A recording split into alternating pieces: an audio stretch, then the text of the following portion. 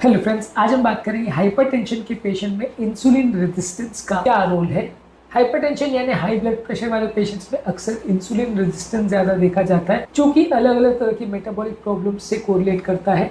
यही कारण है कि हाइपरटेंशन वाले पेशेंट में डायबिटीज़, मोटापा होना, मेटाबॉलिक सिंड्रोम होना, ये सारी चीज़ें देखने को मिलती है। ये किस तरह से इंपॉर्टेंट है, कैसे इंसुलिन रेजिस्टेंस से हाइपरटेंशन होता है, दोनों में क्या लिंकेज है और इसको क्यों समझना ज़रूरी है और कैसे इसको मैनेज किया जाता है, ये सारी चीज़ों पर हम बात करेंगे। क्योंकि अक्सर हाइपरटेंशन वाले पेशेंट में हम हाई ब्लड प्रेशर पर और उससे रिलेटेड इश्यूज़ पर तो अक्सर बात करते हैं, लेकिन इंसुलिन रेजिस्टेंस और उसके डायबिटिक एस्पेक्ट अक्सर इग्नोर हो जाते हैं।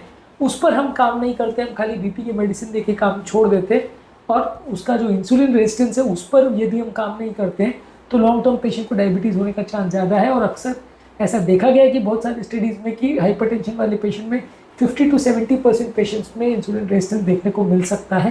तो इसलिए इस एस्पेक्ट को ऐसा नहीं मानना चाहिए कि बाई चांस किसी में डायबिटीज भी साथ में हो जाए, ऐसा एसोसिएशन नहीं है। दोनों में क्लियर कट कोरिलेशन है। ये कोरिलेशन क्यों है, क्या क्या कारणों से हाइपरटेंशन वाले पेशेंट्स में आपको इंसुलिन रेजिस्टेंस देखने को मिलता है और उसकी क्या इंपॉर्टेंस है, इसको समझने का प्रयास करेंगे ताकि हम दोनों को एज अ कंबाइंड डिजीज देख सकें और दोनों का कंबाइंड रूप से मैनेज कर सकें। सिर्फ हाइपरटेंशन पर या सिर्फ आप इंसुलिन रेजिस्टेंस पर फोकस करेंगे तो कई बार फायदे के बदले नुकसान हो सकता है, चीज़ें मिस हो सकती हैं। इसलिए आज हम इन एस्पेक्ट पर बात करेंगे, दोनों बीमारियां क्यों रिलेटेड है। टॉपिक पे जाने से पहले जो लोग हमारे चैनल पर नए हैं मैं रिक्वेस्ट करूंगा चैनल को सब्सक्राइब करें, वीडियोस को लाइक करें, शेयर करें, फॉलो करें, कमेंट करें, पूरा देखें। टॉपिक इंपॉर्टेंट है, इसे एंड तक देखिएगा। चलिए शुरू करते हैं।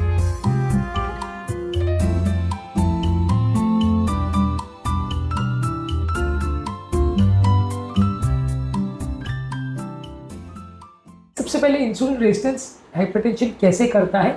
इंसुलिन रेजिस्टेंस बॉडी में सोडियम की मात्रा को बढ़ाता है, बॉडी में पानी की मात्रा को बढ़ाता है। नॉर्मली जो हमारा किडनी है वो सोडियम को एक्स्ट्रा निकाल देता है, जिसकी वजह से बॉडी में सोडियम कम होता है और ब्लड प्रेशर को कंट्रोल करने में मदद मिलती है। लेकिन जब बॉडी में इंसुलिन रेजिस्टेंस होता है तो ये सोडियम निकालने की प्रोसेस कॉम्प्रोमाइज़ हो जाती है, जिससे बॉडी में सोडियम बढ़ता है। ज़्यादा सोडियम बढ़ने से ज़्यादा पानी बढ़ता है, जिससे ब्लड वॉल्यूम बढ़ता है और इससे हाई ब्लड प्रेशर होता है। तो ज़्यादा अगर किसी व्यक्ति को इंसुलिन रेजिस्टेंस है तो वैसे व्यक्ति को हाइपरटेंशन होने के चांस ज़्यादा है, क्योंकि इंसुलिन रेजिस्टेंस की वजह से बॉडी में ज़्यादा सोडियम रिटेंशन होता है और इससे पानी भी बढ़ता है और इससे बीपी बढ़ता है। इसके अलावा इंसुलिन रेजिस्टेंस हमारे बॉडी में स्ट्रेस हार्मोन्स को बढ़ाता है, कैटेकोलामिन एक्टिवेट करता है। ये स्ट्रेस हार्मोन्स यानी सिंपैथेटिक नर्व सिस्टम जो है हमारे हार्ट रेट को बढ़ाते हैं, ब्लड वेसल्स को नैरो करते हैं, सिकुड़ा देते हैं और ब्लड प्रेशर को बढ़ाते हैं। तो ये सिंपैथेटिक नर्वस सिस्टम को भी एक्टिवेट करता है इंसुलिन रेजिस्टेंस, इस वजह से भी ब्लड प्रेशर बढ़ता है। इसके अलावा इंसुलिन रेजिस्टेंस जो है बॉडी के एंडोथेलियल जो प्रोसेस है उसको कॉम्प्रोमाइज करता है।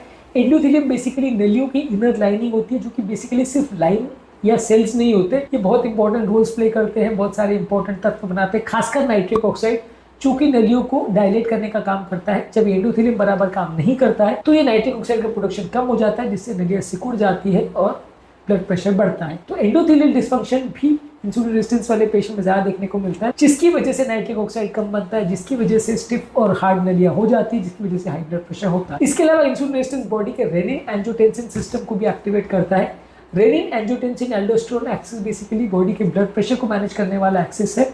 जब बॉडी में इंसुलिन रेजिस्टेंस होता है तो बॉडी में एंजियोटेंसिन 2 को बनाता है, जिसकी वजह से बॉडी में पानी भरता है, नलियां सिकुड़ जाती है और इसकी वजह से हाई ब्लड प्रेशर होता है, हार्ट पर ज़्यादा स्ट्रेस पड़ता है। तो इंसुलिन रेजिस्टेंस वाले पेशेंट में ये रेनिन एंजियोटेंसिन सिस्टम ज़्यादा एक्टिवेट होता है, ये प्रॉब्लम होती है, इसकी वजह से ब्लड प्रेशर बढ़ता है। इसके अलावा इंसुलिन रेजिस्टेंस की वजह से बॉडी में क्रॉनिक इन्फ्लेमेशन भी होता है, क्रॉनिक सूजन होती है, जिससे भी नलियां डैमेज होती है और इससे भी ब्लड प्रेशर बढ़ता है। ये ऑक्सीडेटिव स्ट्रेस होने की वजह से नाइट्रिक ऑक्साइड का प्रोडक्शन बंद हो जाता है, कम हो जाता है, इससे नलियां हार्ड हो जाती है और इससे भी हमारा ब्लड प्रेशर बढ़ता है। तो बेसिकली समझना जरूरी है कि ये इंसुलिन रेजिस्टेंस वाले पेशेंट में हाइपरटेंशन का होना कोई बाय चांस एसोसिएशन नहीं है, बहुत ज़्यादा कॉमन है, बहुत ज़्यादा इंपॉर्टेंट है। इस एस्पेक्ट को समझना जरूरी है।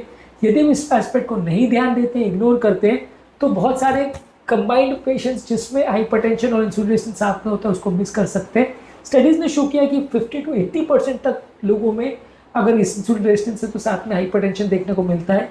यही कारण है कि इसको मेटाबॉलिक सिंड्रोम बोला जाता है, जहाँ पे ओबेसिटी, डायबिटीज़, हाइपरटेंशन, कोलेस्ट्रॉल ये सारी बीमारियां एक साथ आती है, क्योंकि इन सारी बीमारियों का जो होने का कारण और फैलने का कारण, बढ़ने का कारण लगभग सिमिलर है। जैसे जैसे आप पेशेंट की इंसुलिन सेंसिटिविटी को इम्प्रूव करते हो, एक्सरसाइज से, फास्टिंग द्वारा या लो कार्बोहाइड्रेट डाइट लेके, लोगों का ब्लड प्रेशर भी इम्प्रूव होता है।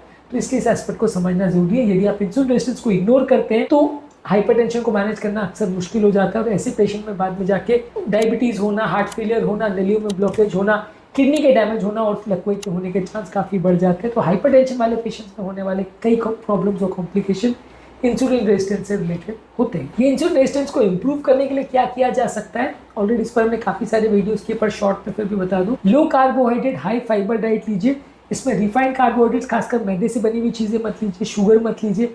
हेल्दी फैट जैसे ऑलिव ऑयल, नट्स और एवोकाडो को ज़्यादा लीजिए।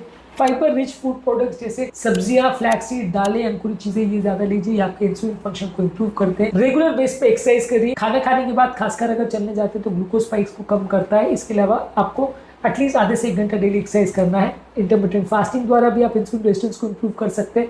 इससे भी इंसुलिन सेंसिटिविटी इंप्रूव होती है और ब्लड प्रेशर लो होता है। इसके अलावा मैग्नीशियम वाले खाद्य पदार्थों को खाने से भी इंसुलिन रेजिस्टेंस कम होता है। मैग्नीशियम पालक, पंपकिन के सीड्स और बादाम में देखने को मिलता है। इसके अलावा पोटेशियम वाले खाद्य पदार्थ वो भी ज्यादा लेने से आपका ब्लड प्रेशर कंट्रोल करने में मदद मिलती है, इंसुलिन रेजिस्टेंस कम होता है। ये एवोकाडो कोकोनट वाटर में यानी नारियल के पानी में और केले में देखने को मिलता है। इसके अलावा मानसिक तनाव और स्ट्रेस और स्लीप को इंप्रूव करिए। क्रॉनिक स्ट्रेस से बॉडी में कोर्टिसोल बढ़ता है, ब्लड प्रेशर बढ़ता है। स्लीप अगर प्रॉपर होगी तो आपका इंसुलिन रेजिस्टेंस कम होगा, स्लीप प्रॉपर नहीं होगी तो इंसुलिन रेजिस्टेंस बढ़ जाएगा। इसलिए अच्छी हाई क्वालिटी की नींद का होना भी जरूरी है। आज के टॉपिक में हमने बात किया कि इंसुलिन रेजिस्टेंस और हाइपरटेंशन में क्या कोरिलेशन है और इस कोरिलेशन को समझना क्यों जरूरी है। अक्सर हाइपरटेंशन पेशेंट में इस एस्पेक्ट को हम भूल जाते हैं, जिसकी वजह से ब्लड प्रेशर का मैनेजमेंट मुश्किल हो जाता है और ब्लड प्रेशर वाले पेशेंट को ज्यादातर कॉम्प्लिकेशन भी इसी वजह से होते हैं। उनका हार्ट फेलियर होना, किडनी डैमेज होना, ये सारी चीजें भी इंसुलिन रेजिस्टेंस की वजह से होती है। इसलिए हाइपरटेंशन पेशेंट में सिर्फ हाइपरटेंशन मैनेजमेंट करने के बदले यदि हम इंसुलिन रेजिस्टेंस पर भी फोकस करेंगे ज़्यादा अच्छे रिजल्ट्स मिलेंगे। प्रेशर को कंट्रोल करना भी ज़्यादा इजी हो जाएगा, लॉन्ग टर्म फायदा भी पेशेंट को ज़्यादा होगा। उम्मीद करूंगा कि आज के टॉपिक में कुछ नई बातें जानने को मिली होगी। जो लोग हमारे चैनल पर नए हैं, रिक्वेस्ट करूंगा चैनल को सब्सक्राइब करें, वीडियोज़ को लाइक करें, शेयर करें, फॉलो करें, कमेंट करें। पूरा